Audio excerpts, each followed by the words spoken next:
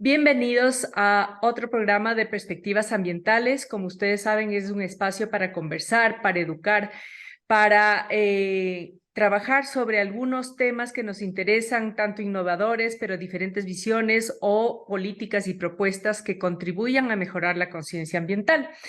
Y el día de hoy tenemos a Manuel Pulgar Vidal. Manuel es el líder global de cambio climático de la WWF, pero no solo eso, sino que además fue ministro de Ambiente de Perú y presidente de la UNFCCC, que es Naciones Unidas de la Conferencia de Cambio Climático en el 2020.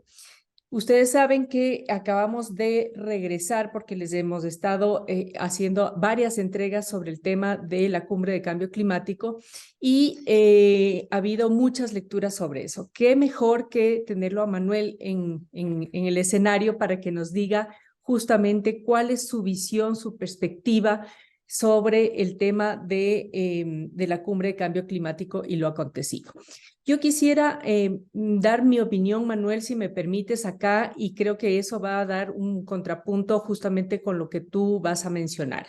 Y para mí la cumbre contra el cambio climático realizada en Egipto, pues no se ha conseguido mayor cosa y no se han podido poner de acuerdo los líderes políticos internacionales, y creo que va a ser bastante difícil a futuro que se pongan de acuerdo. ¿Y por qué no han logrado ponerse de acuerdo? Para mí es un motivo bastante obvio. Al día de hoy, con la tecnología que disponemos, los combustibles fósiles son indispensables para desarrollar y prosperar a largo plazo, de manera que los países no desarrollados, o sea, los de vías de desarrollo, no quieran renunciar a la posibilidad de recurrir a los combustibles fósiles para desarrollar sus economías con el fin de mejorar el nivel de vida de sus ciudadanos. Claro, a menos que los países ricos les paguen unas compensaciones tan gigantescas como para que puedan vivir de las transferencias de estos países a los países pobres, digamos así. Estos compromisos que han sido como muy genéricos de evitar que las temperaturas globales se incrementen en más de 1.5 grados durante las próximas décadas, evitando a su vez que se disparen las emisiones de CO2, pero en el fondo no vimos una agenda de transición energética creíble que permita anticipar que efectivamente se van a controlar estas emisiones. Dicho esto, mi estimado Manuel, tal vez es una perspectiva muy simple, pero creo que es bastante realista con relación a geopolítica y a la economía de estos países, pero quisiera más bien escuchar tu perspectiva sobre esta COP, que se supone que ya era de implementación, mostrar progreso, mayores compromisos, pero no vimos mucho de esto. Gracias, Vero. Ha sido una explicación simplemente clara, bastante bien enfocada y que resume lo que todos hemos sentido al culminar la COP27, decepción. Y decepción porque los procesos COP, que es la conferencia de las partes de la Convención de las Naciones Unidas sobre el Cambio Climático, siempre tienden a presentar progreso sobre lo logrado en la conferencia anterior. Porque sabemos que el cambio transformacional al que nos queremos enfocar no se produce de un día a otro. Necesitamos ir progresando gradualmente en este cambio de manera acelerada y ambiciosa, por lo que siempre esperamos que estas conferencias nos den algo más de esperanza, algo más de sentido de proceso, algo más de estar alcanzando el objetivo, que en el caso de la COP27 no se produjo. Y quiero aprovechar de perspectivas ambientales para hacer con la audiencia una explicación de la COP desde lo más simple, desde la definición de cambio climático, porque a veces este es un debate técnico muy complejo, y al ser complejo uno puede perderse en la cantidad de temas que tiene. Entonces, ¿qué es lo que quiero mencionar, Vero? Y me interrumpe porque tampoco quiero tomarme todos los minutos con esta explicación.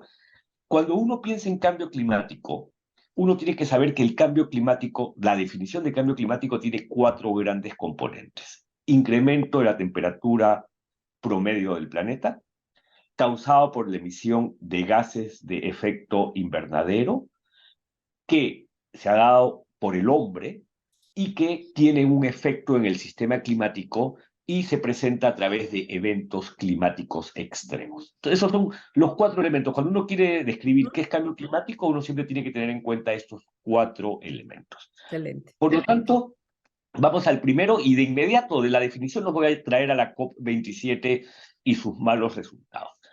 Temperatura promedio del planeta. El planeta siempre ha tenido una temperatura promedio que ha permitido la habitabilidad, en especial, ¿no? Después de la formación del planeta, que tiene 4.500 millones de años, se han dado un conjunto de factores hasta que llegamos a condiciones de habitabilidad que nos permite entender al planeta como hoy día lo tenemos.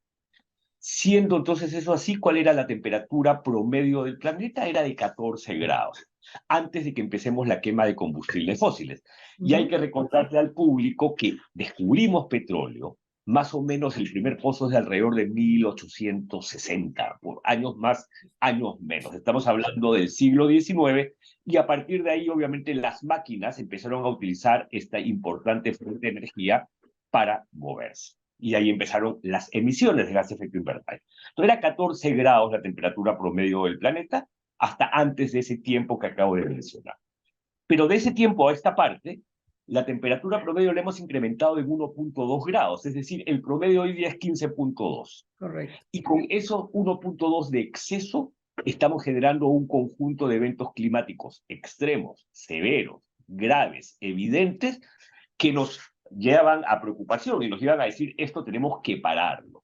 Y por lo tanto la ciencia nos ha dicho algo. El incremento promedio total de acá a final de siglo, es decir, de acá al 2100, no debería ser superior a 1.5 grados. Es decir, ya incrementamos 1.2, tenemos un presupuesto de seguir emitiendo muy pequeño, porque si no, incrementaríamos la temperatura por encima de 1.5 grados. Y yo le quiero decir al público, Vero, si con 1.2 tenemos los eventos que hoy día tenemos, imaginémonos con 1.5, o con 2, o con 2.5. Podría ser catastrófico, podría hacer perder condiciones de habitabilidad severas. ¿Por qué digo esto? ¿Y por qué entonces ahora lo traigo a la COP? Porque algo de lo que queremos, algo que queremos confirmar es que todo este esfuerzo colectivo de países, de actores, de todo tipo, estatales y no estatales, nos está llevando a que sepamos que vamos a cumplir con el 1.5. Es decir, que nuestras emisiones irán reduciéndose dramáticamente al punto que no sigamos afectando el sistema climático.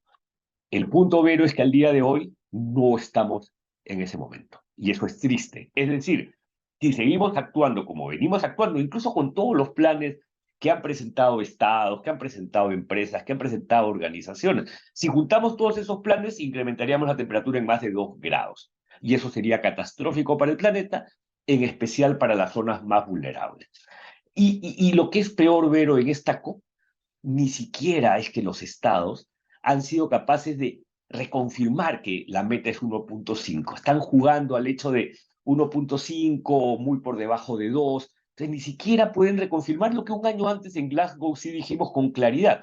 Hoy día hemos vuelto al juego de si 1.5 grados o 2, cuando la ciencia ya nos dijo, no señores, es 1.5 y punto. O sea, no podemos sobrepasar eso, porque o si no el planeta no tiene una capacidad de adaptarse a las nuevas condiciones y nos va a responder con eventos cada vez más severos.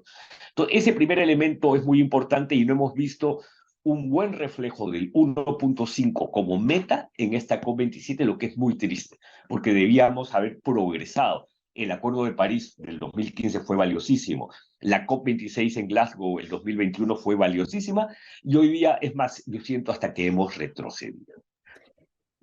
Permíteme ahí, Manuel, y dos acotaciones.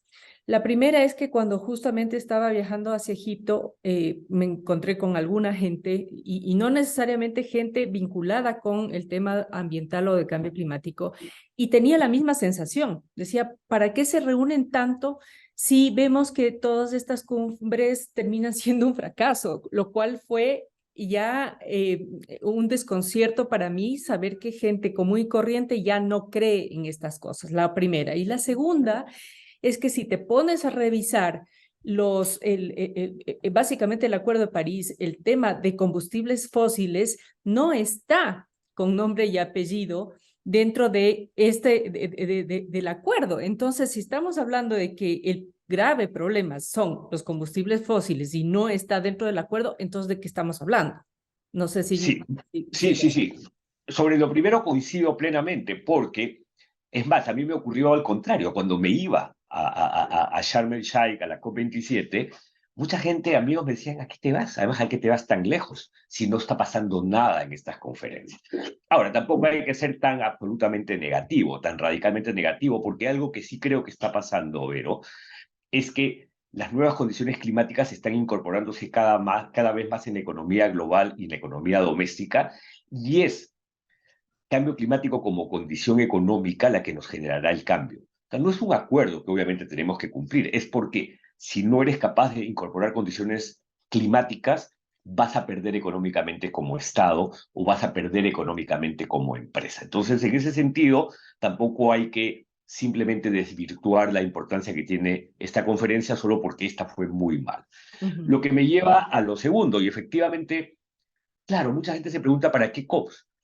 Pero también seamos conscientes, la única manera como nos podemos obligar de manera global, pero además luego cumplir domésticamente, es haciéndolo a través de quienes nos representan. ¿Y quiénes nos representan? Los estados, ¿no? Y el Estado está conformado, ¿quién es la figura visible del Estado? El gobierno. O sea, nos guste o no, esa es la manera como se toman las decisiones globales. Y no hay una manera alternativa. No podemos reunir a 8.000 millones de personas todas juntas a ver si se ponen de acuerdo. Tienes que utilizar a los estados, que son las partes de la convención, para seguir avanzando. Lo que en cambio sí debe ocurrir no es que debemos desactivar las COPs, sino que debemos ser más activistas, Vero, en nuestros propios territorios. Debemos ser más activistas y presionar a nuestros gobiernos para que vayan a estas conferencias a realmente tomar decisiones. Y no simplemente porque yo estaba leyendo el resultado de la COP27 y, no, y hasta el lenguaje resulta casi una burla, ¿no?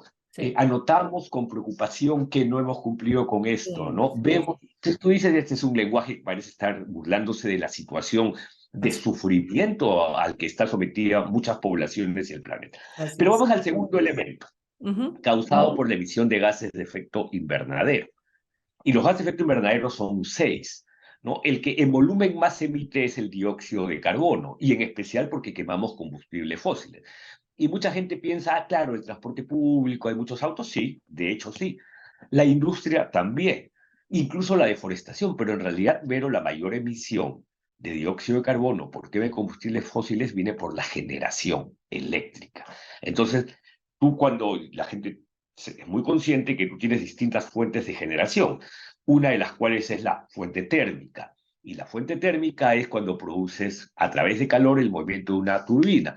Y este calor lo produces porque estás quemando algún combustible fósil, que puede ser carbón, que es terrible porque es lo que más emisiones te genera, que puede ser diésel, que también te genera muchas emisiones, que puede ser gas natural, que genera emisiones, pero bastante menores que lo que te genera el carbón. Entonces, el mundo sabe que tiene que salir de estos combustibles fósiles. Y en Glasgow sí se hizo una referencia a combustibles fósiles. Sí. Incluso se dijo que deberíamos reducir el uso de carbón como fuente. Y sin embargo, ahora, un año después de Glasgow, COP27 en Sharm el Sheikh, no han querido ni mencionar a los combustibles fósiles. Incluso Así hay una es. fuerte crítica que dice que ha habido un mayor lobby o influencia indebida de las empresas de hidrocarburos que han asistido masivamente a esta Ujú, COP. ujú. Entonces, el gran problema es efectivamente un sector que se rehúsa, ¿no?, a retirarse gradualmente de la economía. Pero igual te digo una cosa, Vero, saldremos de los combustibles fósiles sí o sí. O sea, una cosa que hay que darse cuenta es que el proceso es irreversible. Así es. Siento que lo que ha pasado en esta COP27 es que obviamente el sector hidrocarburos ha aprovechado la crisis energética para hacer que los estados no establezcan una declaración más fuerte de salida de los combustibles fósiles. ¿A qué me refiero? A lo que todos sabemos está pasando en Europa debido a la Ujú. guerra en Ucrania. Hay Correcto. una guerra en Ucrania que provee gas.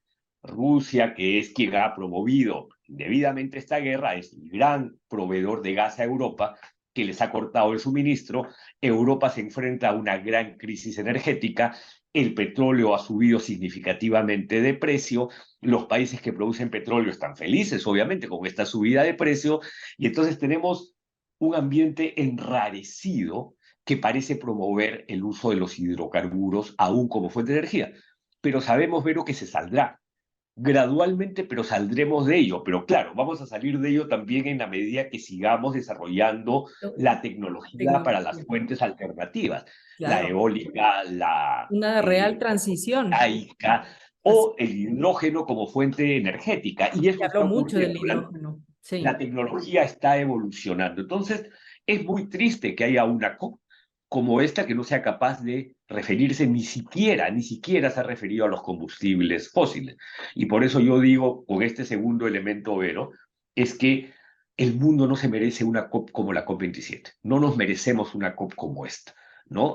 Si el mundo quiere seguir organizando COPs, es porque tiene el atrevimiento de saber que tenemos que transformar nuestras economías, tenemos que transformar nuestro sistema económico, nuestro sistema productivo para el cambio, y no simplemente para que te pongan o te armen una declaración, ¿no?, que no te dice nada, que en realidad pareciera ser un retroceso. Entonces, gases de efecto invernadero, la segunda causa, y ya sabemos que la quema de hidrocarburos, de combustibles fósiles, es una, pero no es la única, ¿no? El dióxido de carbono también, como dije, se genera por la deforestación. así es. Países como Ecuador, El un lindo metano. país, además el que quiero mucho, Perú, mi país, tenemos como principal fuente de emisiones la deforestación y el cambio de uso del suelo, y ese es un tema también a atacar.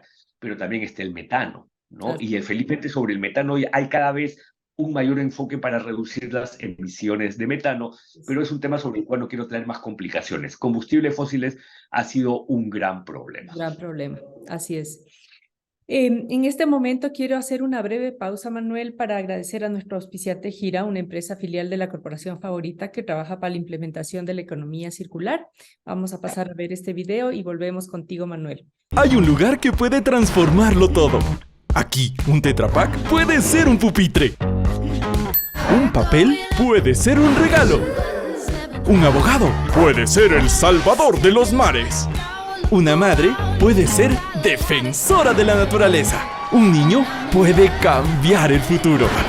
Y el mundo puede transformarse en esperanza. Hay un lugar donde todo se transforma. Trae tus empaques reciclables a los puntos Gira, ubicados en locales de Corporación Favorita. Manuel, volvemos contigo. Uno de los temas rescatables de la COP fue el tema de pérdidas y daños, que finalmente desde la COP anterior se estaba hablando y gracias al impulso especialmente de Escocia, se logró ciertos avances y creo que fue al último momento, los últimos días ya, tal vez por el cansancio, se logró aceptar el tema de pérdidas y daños y de generar un fondo. Me parece que tú bien lo anotaste de que si bien es cierto, un avance, pero puede ser un fondo para el fin del mundo, dijiste tú, lo cual me quedó impactando y sonando. Quisiera que me expliques el por qué y expliques a la audiencia más que nada por qué. Excelente pregunta, Vero, y me permite tratar los otros dos elementos de la definición para que todos entendamos bien, además, por qué le puse ese título, que la Ajá. manera como hemos logrado este avance, que sí es importante, sin embargo, debido a la debilidad en el tema de reducción de emisiones, se podría convertir en el fondo del fin del mundo. Había señalado que eran 4 elementos. Obviamente hay un incremento de la temperatura causado por las emisiones de gases de efecto invernadero. De inmediato, la audiencia entiende que la solución pasa por reducir esas emisiones, ¿no? O sea, tenemos que reducir esas emisiones, y eso es lo que se llama la ambición. Todos los planes de reducción de emisiones que hemos presentado como países y como empresas, como ya señalé, no son suficientes. Eso significa que debemos ser más ambiciosos en reducir estas emisiones, porque si no, el planeta se sigue calentando, calentamiento global, que es la causa del cambio climático. Y ahí es donde hay mucha debilidad. Pero había dicho que hay 2 elementos adicionales causados por el hombre. El cambio climático es el evento causado que es consecuencia de lo que el hombre está haciéndole al planeta con estas emisiones, porque hay que distinguir cambio climático de variabilidad climática. Así es. Ecuador y Perú, que comparten esta corriente cálida llamada El Niño, saben que los eventos del Niño han estado presentes históricamente en el planeta. Estos no tienen que ver con cambio climático, son variabilidad climática, o lo que se llama el vórtice polar, ¿no?, que afecta básicamente la costa este de Norteamérica. Esos son fenómenos de variabilidad climática. O los huracanes han presentado históricamente en zonas de aguas cálidas, como puede ser en el Golfo de México. Eso es variabilidad climática. Quizás una precisión.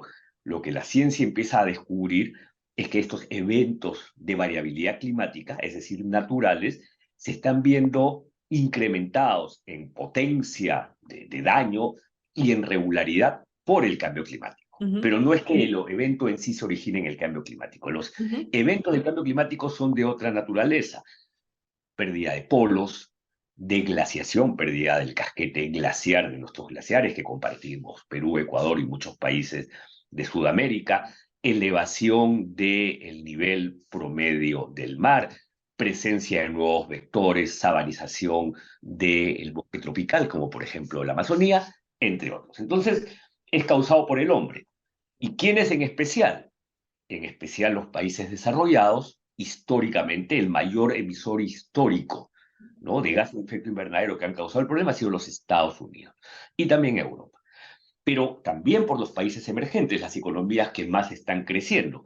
Hoy día emite más China, India y Brasil, ¿no? O sea, estos tres juntos tienen 50%, probablemente me puedo estar equivocando, de las emisiones globales. En realidad, 12 países del mundo, y ese dato sí es exacto, emiten el 75% de los gases. Entonces, son ellos a los que les decimos, oiga, reduzcan. Pero no solo reduzcan, sino que los países más pobres, los países menos desarrollados y los países más vulnerables también les dicen, o sea, tú me estás pidiendo que yo haga un cambio transformacional y lo quiero. ¿Pero quién lo paga? O sea, ¿quién paga las consecuencias de lo que tú hiciste? Deberías pagarlo tú. Entonces viene la discusión sobre la creación de mecanismos financieros para cubrir el costo de estas transformaciones. Y esto me lleva entonces al cuarto punto, que genera consecuencias en el sistema climático y que se presenta en la forma de eventos climáticos extremos. Y esto es bien importante ver, ojalá que pueda describirlo con claridad para el público. Hay eventos climáticos que se presentan con severidad, que puede ser una sequía, que puede ser una lluvia intensa, que puede ser un deslizamiento, estos eventos climáticos, sin embargo, te generan un daño, pero no necesariamente te generan una consecuencia que puede significar que pierdes capacidades de habitabilidad o pierdes total capacidad del ecosistema para seguir brindando servicios. Pero sí, obviamente, puedes generar cambios en este ecosistema o cambio en las condiciones de habitabilidad. Sin embargo, si eres bueno en acciones de adaptación, puedes lograr la resiliencia, es decir, seguir desarrollando tus actividades económicas, seguir siendo vigente como grupo humano aún frente a estas nuevas condiciones. Es lo que se llama adaptación para lograr la resiliencia, ¿ok? Pero hay otra situación, que es la más grave. Imagínate que tú habites en una isla y tú ves que la temperatura superficial del mar se está incrementando X cantidad de milímetros, ¿no?, o centímetros por décadas, ¿no?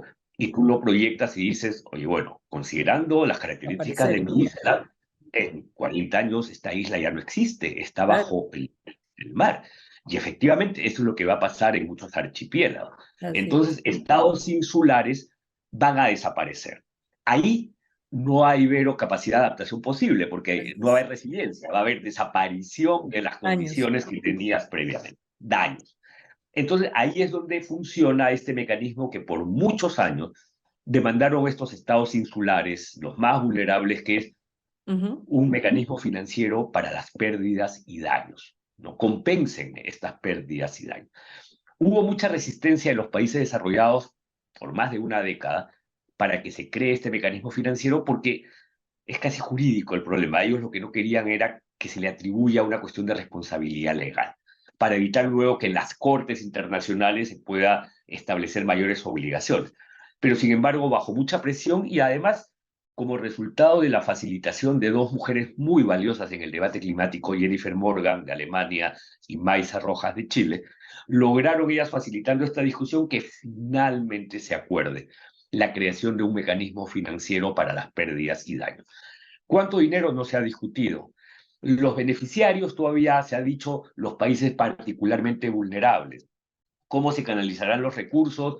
¿Quién estará a cargo del fondo? Son discusiones para el futuro. Pero el mecanismo se ha creado y esto ha sido celebrado. Resumo para ir a la pregunta. Se ha creado el mecanismo y lo felicitamos. Pero si no hemos a su vez establecido mecanismos más fuertes para reducir emisiones, el problema se va a volver eterno. Y por lo Exacto. tanto, entonces, el fondo va a ser el fondo, ¿qué? Para el fin del mundo, porque si seguimos emitiendo, ¿no? Ya Así, no, el daño y la pérdida ya no va a ser solo en los estados insulares, va a ser claro, para el planeta en general. Entonces, no claro. puedes tener solamente el mecanismo financiero para satisfacer a los que más sufren, pero sin a su vez reducir las emisiones dramáticamente, porque si no solamente estás tirando, ya que hablamos, estamos en pleno mundial, estás tirando la pelota para adelante, ¿no? Estás Así es. solamente Exacto. posponiendo algo que deberías decidir ya. Claro, es que además, es que como tú dices, es integral, tienes que reducir emisiones, pero también tienes que ver cómo te adaptas y además ya aquellos países que van a ser altamente amenazados, ¿no? Con el tema de cambio climático. Ahora, eso significa que para el próximo año, Manuel, uno de los temas va a ser el cómo, ¿no? Porque oímos desde hace mucho tiempo los 100 millones, los 100.000 millones de compromiso que hasta la fecha no caen. Ahora dicen, bueno, ok, va a haber este fondo, pero todavía no hay el vehículo, ni cómo, ni cuándo, ni dónde, cómo se lo va a hacer, y esperemos que eso se diseñe pues rápido durante el próximo año y sea presentado para la COP28. Para la COP28 se esperaría que durante este próximo año también haya ya avances sobre el balance global y se presente ya la COP28. Y uno de los temas también que se ha hablado muchísimo y que estuvimos empujando, especialmente desde mi rol y como le ves tú, es el diálogo multinivel, porque los países ya han demostrado simplemente que no han podido con esto y que es necesario otros actores y entre esos, obviamente, los gobiernos subnacionales, que es quien tiene a su cargo principalmente las ciudades las decisiones como transporte público, como residuos sólidos, como agua potable, etcétera. Es decir, temas que son el del día a día de la ciudadanía y que en realidad pueden, esa batalla contra el cambio climático puede darse justamente o puede perderse en las ciudades. Entonces, yo veo esos tres temas, no sé si tú ves esos tres temas o cuáles más para la COP28, para ir cerrando. No, yo creo que has resumido muy bien, Vero. Quizás lo único, casi siempre se titula, ¿no? Se le pone un título a la COP. A esta COP27 se le llamó la COP de la implementación. Lo que te confieso, Vero, que para mí fue un error. Porque si bien es cierto, todos queremos implementación y no más diálogo, más cháchara, como se dice en algunos países, ¿no? Por otro lado, todavía hay un conjunto de decisiones que los países tienen que confirmar. Tienen que, por ejemplo, tú lo acabas de mencionar, cumplir con los 100.000 millones de dólares anuales de compromiso que debió haber sido verificado al año 2020. Estamos 2022 terminándolo, ¿no? Y es más, con la precisión que incluso 100.000 millones de dólares anuales para el mundo, para el cambio climático, es, como se dice en inglés, peanuts, es nada. Porque sabemos que solamente la transformación energética va a costar billones de dólares anuales. No miles de millones, sino billones de dólares anuales, solo para una de las transiciones. Entonces, eso es un elemento central. Pero entonces yo lo que digo es, esta COP28 debería ser la COP de la credibilidad, ¿no? Llamamos de la implementación y realmente ha sido un fracaso la COP27. La COP28 debería ser esta COP que te permite recobrar credibilidad en el proceso. Porque tú ya lo habías mencionado bien en una de tus preguntas. La gente está desanimada, la gente no cree en el decisor y por lo tanto, y la gente está necesitando una luz de esperanza, una luz que le diga como cuando celebramos el Acuerdo de París, que realmente fue maravilloso para el mundo. El Acuerdo de París ha sido calificado por muchos como tan importante como la Declaración Universal de los Derechos Humanos desde el año 48, 50, ¿no? Y es cierto, es de ese nivel de importancia, pero sin embargo, año 2015, año 2022, 7 años después, parece que hemos perdido la esperanza en este proceso, ¿no? Por lo tanto, la COP28 debería permitirnos recuperar la credibilidad. Y para recuperar la credibilidad, yo agregaría los puntos que tú señalaste, Vero, el hecho también que haya credibilidad en el cumplimiento de las metas climáticas, incluso en los actores no estatales. O sea, no basta que una empresa diga yo voy a ser clima positivo, carbono neutral, carbono cero, si es que su meta no está bien basada en ciencia y si no puedo, yo no puedo verificar qué tanto está progresando. Porque esto no es una publicidad de televisión que tú digas que voy a ser clima positivo, no. Quiero verificar que de acá a tal fecha tú has reducido significativamente tus emisiones. Y ahí también debe jugar un rol central el rol del consumidor, ¿no? Porque cuando hablamos de cambio climático no hablamos de un tema que está separado de nosotros. El consumidor es el que debe castigar a aquellos que no sean capaces de cumplir con una meta climática. Yo creo que en el futuro, tal como hemos exigido por tantos años el etiquetado, yo espero que el etiquetado te pueda decir qué empresa está cumpliendo con sus metas climáticas y quién no, ¿no? O sea, creo que debemos establecer mecanismos un poco más regulados Sí. e incentivos para que también el consumidor juegue un papel central en el cambio que el planeta está esperando tener muy, muy pronto. Así es, perfecto. Bueno, querido Manuel, con esto quisiera cerrar este espacio, por supuesto agradeciéndote a ti primero y a todos y cada uno de ustedes por su sintonía. Les invito a compartir con otras personas nuestra página web, darle un like y seguir nuestros canales digitales en Twitter, en Instagram, en YouTube, para que juntos podamos llegar a más gente y generar más conciencia ambiental.